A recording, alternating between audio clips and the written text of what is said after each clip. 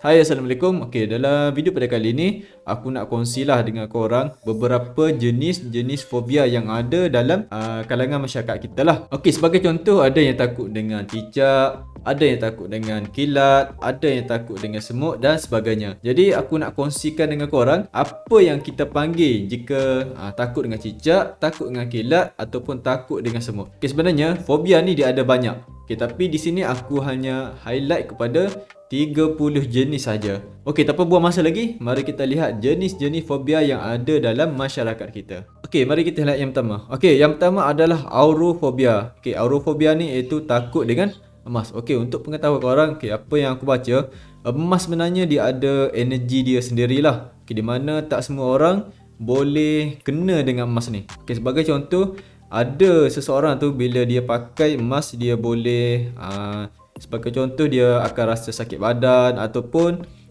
badan dia akan rasa gatal-gatal. Okay, jadi bila mereka terkena dengan benda-benda macam ni, okay, mereka akan menjauhkan diri mereka dengan emas. Okay, jadi benda ni kita akan panggil sebagai aurofobia. Okay, iaitu takut dengan emas. Okay, yang seterusnya adalah bibliofobia. Okay, iaitu takut dengan buku. Okay, biasanya mereka yang takut dengan buku ni mungkin mereka ada sejarah tersendiri lah. Okay, sama ada mereka pernah kena hempap dengan buku ke ataupun mereka pernah pukul dengan buku ke dan sebagainya. Okay, kita tak tahulah. Okay, yang seterusnya adalah betophobia. Okay, iaitu takut dengan bangunan tinggi. Okay, biasanya mereka yang takut bangunan tinggi ni mungkin mereka pernah jatuh dari bangunan yang tinggi. Okay, yang seterusnya adalah betophobia, iaitu takut dengan kedalaman. Okay, biasanya mereka yang betophobia ni mungkin mereka dah pernah terjatuh ke dalam sebagai contoh dalam perigi ataupun tempat-tempat yang dalam. Okay, jadi bila mereka dah ada pengalaman macam ni, okay, mereka akan takut untuk melihat kedalaman. Okay, yang seterusnya adalah decidophobia, okay, iaitu takut untuk membuat keputusan. Okay, biasanya mereka yang ada decidophobia ni, okay, mereka yang kurang keyakinan lah dalam diri mereka. Okay, takut jika mereka membuat keputusan tu mungkin kena kecam dan sebagainya. Okay, yang seterusnya adalah didaskalionophobia, okay, iaitu takut untuk pergi ke sekolah. Okay, mungkin mereka yang takut untuk pergi ke sekolah ni mungkin ada pengalaman kena bully ataupun selalu dimarahi oleh cikgu. Okey, yang seterusnya adalah dosophobia. Okey, iaitu takut untuk meluahkan pendapat ataupun menerima pujian.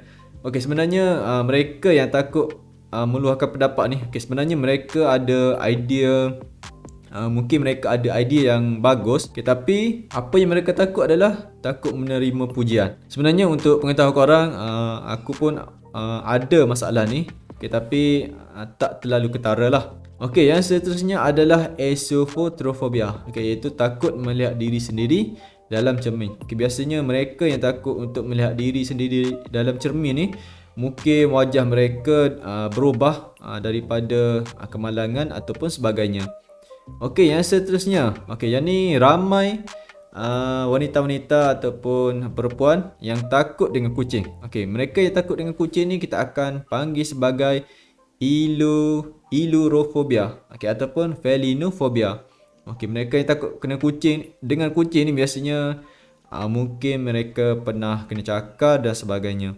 Okey, yang seterusnya adalah hematophobia, okay, iaitu takut dengan darah. Okay, kebanyakan ramailah yang takut dengan darah ni. Okay, yang takut dengan darah ni kita panggil sebagai hematophobia. Okay, yang seterusnya adalah hypengophobia, okay, iaitu takut dengan tanggungjawab. Okay, mereka yang takut dengan tanggungjawab ni sebenarnya mereka yang kurang keyakinan dalam diri mereka.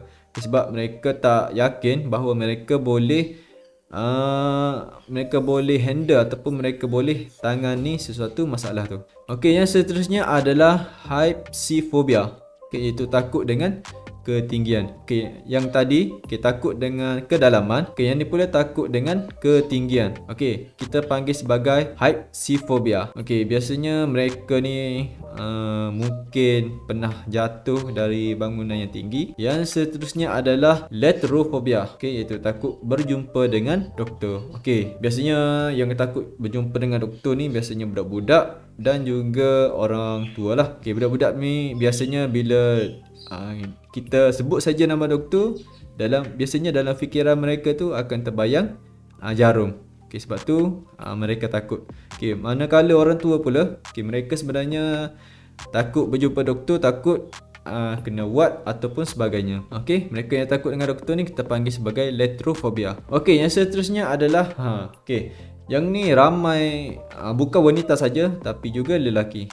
Okey, aku pun bukan sebenarnya kita ni bukan takut dengan lipas. Okey, tapi lipas ni kadang-kadang dia boleh mengeluarkan bau yang tidak menyenangkan. Okey, yang seterusnya adalah ophidiophobia. Okey, takut kepada haiwan reptilia seperti cicak dan ular. Okey, yang seterusnya adalah glossophobia. Okey, takut berbual di depan orang ramai ataupun berucap di depan orang ramai. Okey, sebenarnya benda ni ramai yang mengalami. Okey, untuk kita mengatasi takut berbual di depan orang ramai, kita boleh berlatih diri kita sendiri di depan cermin ataupun seperti yang aku buat sekarang ni, bercakap di depan kamera. Okey, itu adalah cara kita untuk mengatasi masalah takut berbual di depan orang ramai. Okey, yang seterusnya adalah nosocomophobia.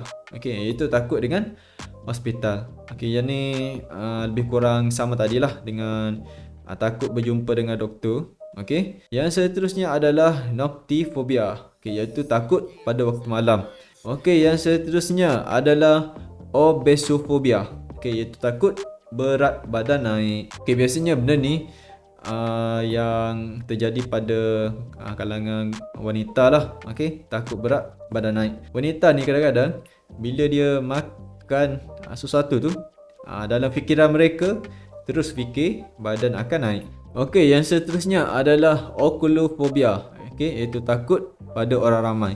Okey, sebenarnya golongan macam ni, okey, sebagai contoh, kalau golongan macam ni pergi ke tempat-tempat ramai seperti bazar Ramadan, pasar tani, okey, biasanya bila dia berada di tempat ramai ni, dia akan rasa cepat, nafasnya akan jadi laju. Okey, dan dia akan rasa cepat mengah lah. Okey, yang seterusnya adalah astraphobia. Okey, iaitu takut dengan kilat. Okey, biasanya astraphobia ni dia mungkin ada pengalaman, mungkin pernah kena panah petir dan sebagainya. Okey, yang seterusnya adalah pantheraphobia. Okey, yang ni jika korang takut pada ibu mertua, ayah mertua ataupun ibu tiri, kita dipanggil sebagai pantheraphobia. Okey, biasanya yang ada penyakit pantheraphobia ni, mereka sebenarnya kadang-kadang tak tahu nak berbual apa dengan ibu mertua ataupun pernah kena dera dan sebagainya. Okey, yang seterusnya adalah plutophobia. Okey, korang perlu tahu tak semua orang nak kaya. Okey, sebab ada juga yang takut dengan kekayaan. Okey, sebab bagi pada pandangan aku sendiri, okey, mereka takut pada kekayaan ni sebab mereka takut sentiasa dipandang oleh orang-orang jahat dan sebagainya. Okey, yang seterusnya adalah pluviophobia. Okey, iaitu takut dengan hujan ataupun takut ditimpa hujan. Okey, yang seterusnya adalah pharmacophobia. Okey, iaitu mereka yang takut dengan ubat. Okey, yang seterusnya adalah scopophobia. Okey, iaitu takut dilihat ataupun ditenung. Okey, yang seterusnya adalah trypanophobia. Okey, mereka yang takut dengan jarum ataupun suntikan. Okey, yang seterusnya adalah aquaphobia. Okey, iaitu takut dengan air. Okey, mungkin mereka yang takut dengan air ni mereka ada pengalaman hampir lemas dan sebagainya. Yang seterusnya, okey, yang akhir, okey, yang ke-30, okey, iaitu trypophobia. Okey, iaitu takut lihat lubang yang banyak.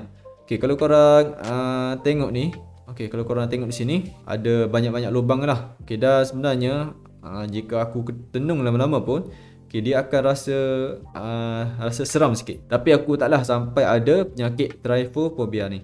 Okay guys, so itulah 30 jenis-jenis fobia yang ada di dalam masyarakat kita. Okay, sebenarnya fobia ni kita boleh berubat ataupun kita boleh merawat dengan kaedah-kaedah tertentu. Okay, biasanya untuk merawat fobia ni kita memerlukan kaunseling ataupun seseorang untuk membimbing kita. Jadi kepada korang yang terlalu takut akan sesuatu tu, korang jangan risau sebab benda ni kita boleh rawat.